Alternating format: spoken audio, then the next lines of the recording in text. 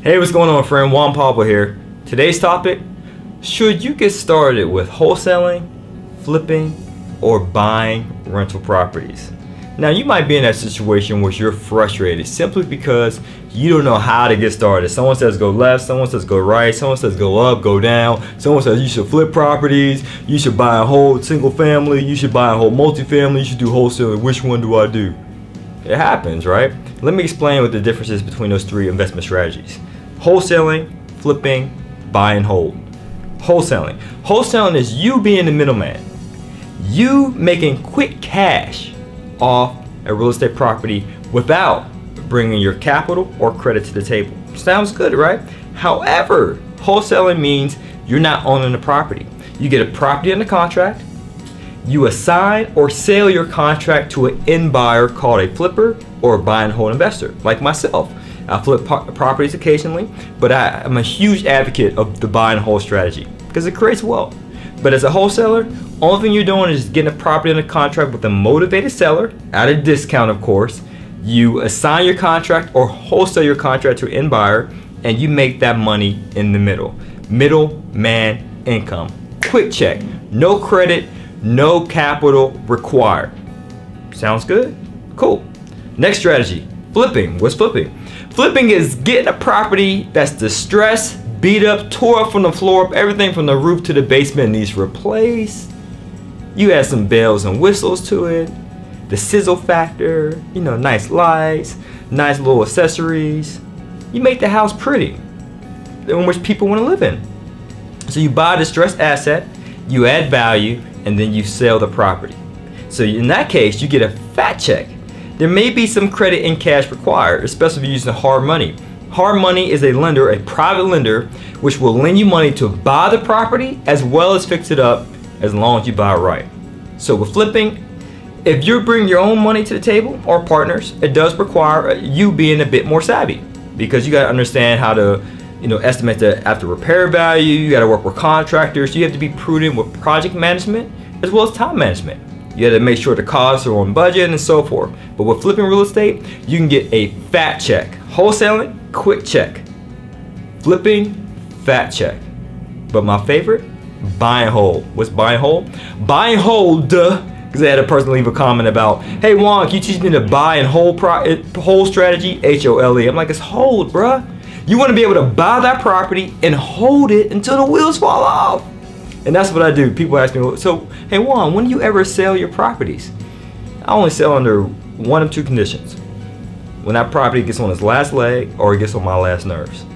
If it's not on its last leg, or it's dying, it's dilapidated, and if it doesn't get on my last nerve because of maintenance or what's going on in the municipality, then I'm gonna hold that property forever. Why is that? The buy and hold strategy produces wealth. Passive income. What's passive income? It's income that you receive on a consistent basis with little to no work required. So yes, you do some work up front, don't get me wrong, because you do have to do the financial due diligence, the physical due diligence, you gotta do the cash flow analysis, you gotta find the deal and so forth, you gotta close on the property. But once you put property management in place and you just be the owner and not the manager, then those checks come in. That mailbox money, that wake up whenever you feel like it money. It's beautiful. And if you have enough passive income that exceeds your paycheck, then my friend, you don't need a 9-to-5. You can be financially free and independent. So that's passive income. So it's not necessarily a quick check. It's not necessarily a fat check like wholesaling and flipping respectively, but it is income, a check that you receive on a consistent basis with little to no work required. So to help you along with this process, what do you want first? Do you want a quick check? Do you want a fat check? Or do you want a passive check so you can quit your 9-to-5? If you're watching this video, you have a decision to make. Hopefully you decide to go with the latter, the buy and hold strategy for passive income. And that was my story. I happen to be a BFC, a broke, frustrated chump. I was broke, living paycheck to paycheck, frustrated because I was overworked, underpaid, and a chump because I would complain and complain and complain about my supervisor, the work demands and so forth, long hours, but I would do little to nothing to change it. And then I finally did something about it. It was a straw that broke the camel's back. I was reprimanded when I should have been congratulated at my workplace. And I said, that's it. I'm no longer going to treat real estate investing as a hobby. I'm going to treat this thing like a part-time job. I'm going to clock in and clock out and do real estate to the point I can quit my 9 to 5. So I did the analysis. I looked at these 3 strategies. I said, well, a quick check would be fine. Don't get me wrong, but eventually I'm going to bleed out of that. You know what? Flipping would be great. A fat check would be great, but it is a lot of work involved and it's risky. Buying a distressed asset and having to fix it up, because I have to manage the contractors, because you want to make sure your money's out there working. So I said, well, I really don't want to manage it. What I want is passive income. I want income coming in on a consistent basis with little to no work required. So I should get started with the buy and hold strategy. So in 2010, I purchased my first property, an investment property, where I lived in one unit, rented out the other. I purchased a 2-family FHA mortgage. Got some passive income coming in, to the point I didn't have to pay for a housing expense. So it freed up more capital to buy more real estate to obtain more passive income. So outside of just my own reasons, selfish reasons, right? To be able to have enough passive income that exceeds my paycheck, that's the POW formula, PI, passive income exceeds your LE, living expenses. I decided, you know what? I'm a single guy, but I need to be forward thinking. I want to have generational wealth. I want to be able to leave an inheritance, lead a legacy to my children's children. How many people are people, right? How many of us actually think like that? Better yet, how many of us actually do something about it? So I wanted to be the first person in my family and for my future generations to come to be able to be in a position to lead them an inheritance. Properties, wealth, to be able to have abundance more than enough. So that's why I chose the buy and hold strategy. Now don't get me wrong, it wasn't all peaches and cream. It wasn't as easy, it wasn't just a cakewalk, because I had some issues, right? You might have some issues too. You know, maybe you're perfect, maybe I'm the only one with problems, right? But the problems I had was credit. I had horrible credit. And so most people who have bad credit, they get started with the first strategy, wholesaling, which is fine.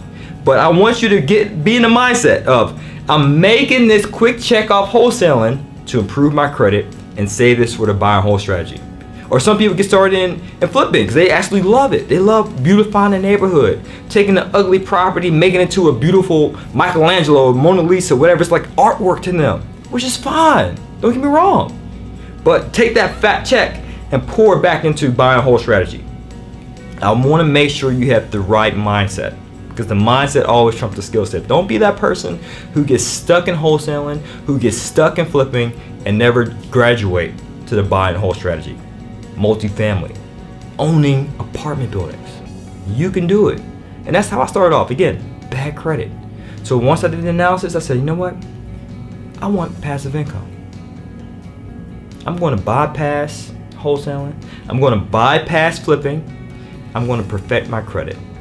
And I'm going to leverage my credit to receive business credit, because business credit, you can use that for the buy and hold strategy. And I preference multifamily investing simply because the mortgage underwriters for multifamily investing are less stringent. Plus, I want to be able to get more bang for my buck with multifamily properties. I want to be able to become financially free and independent, and multifamily investing is the fastest way to financial freedom. Not flipping, not wholesaling. Not even single family homes, multifamily properties. So you might be thinking, well, there's no multifamily properties in my area, Juan Pablo. Same with me. Or the multifamily properties in my market is too expensive, Juan Pablo. Same with me. I live in Atlanta, Georgia currently. There's not too many multifamily properties that are affordable, right? You might see a duplex here and there or a 200-unit apartment complex. There's no middle ground for a 10-unit, 20-unit in Atlanta, Georgia that are in safe, desirable neighborhoods. I used to live in New York City, and I'm sure you can guess the price of real estate is through the roof, no pun intended. So I had to, no choice, invest in more profitable markets. Market that is affordable, a market that is safe to invest in, and of course, has a high cash on cash return. Okay, so I highly recommend you get into the buy and hold strategy if you're interested in financial freedom. Now, don't be thinking that, oh, it's my credit or it's my lack of capital. We have solutions for you at 100percentfinance.com. And if you need capital, that's the first step I suggest you do. Find the money, then find the deal. We can help you find that money. Just go to 100percentfinance.com, check the link below, right? Do your research on us, but check the link below and apply for business credit. We provide free consultation to all those who apply. So don't use that lame excuse ever again. Oh, I don't have any money to get started. No, you just don't have a burning desire to get started. The money's out there. We live in a world of abundance. You're just being lazy by leveraging your excuses. I see Rudy shaking his head like, yup, in the background. Shout out to Rudy, show love. This guy's amazing, man. He helps us a lot, WarrenHersonFinance.com. Shout out to Rudy. But he's shaking his head in agreement, and you should be too. Stop using these lame excuses of holding you back from your success. All things holding you back is this: your own limited thinking. So if you have an abundance mindset, which I hope you do, and you're still watching this video at this point, what you need to do is take some action. Because I say this a lot of times, don't just be a time waster. Be an action taker. Don't just be a viewer. Be a doer. Apply. It's free consultation. We're here to help you. Believe that. All right? So I wish you much success and abundance in your business. Then get started in this buy and hold strategy. Let's start taking over. Let's take over all these markets, are owning and controlling our own wealth and destiny. As always, guys, it's to your success. Continue to earn passively, live passively. Like, share, subscribe. Peace.